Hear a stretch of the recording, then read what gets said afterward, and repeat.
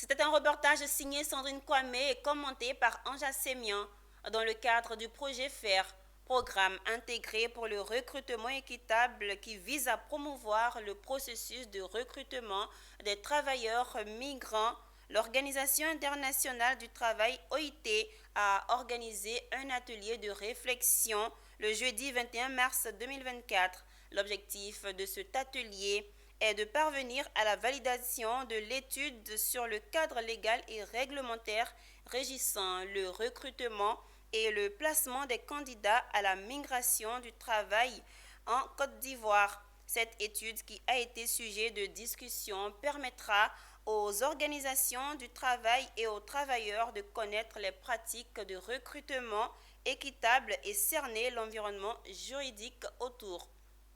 Afin de favoriser un traitement équitable dans le recrutement des travailleurs migrants en Côte d'Ivoire et dans d'autres pays, l'OIT, l'Organisation internationale du travail, a tenu un atelier de réflexion avec plusieurs autres organisations ce jeudi 21 mars 2024 à Abidjan.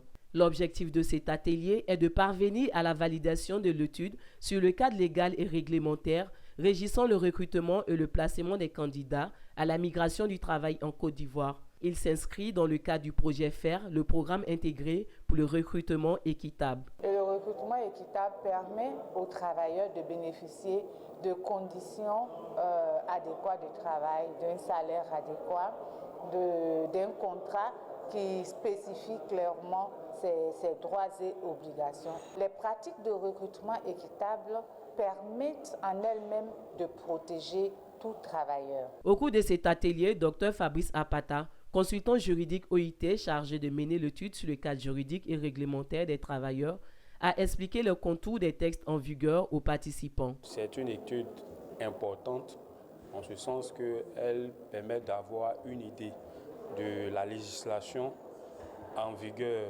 Ici, il s'agit de voir quelles sont les lois, les décrets et les textes juridiques qui encadrent ce recrutement-là et ce placement à l'international.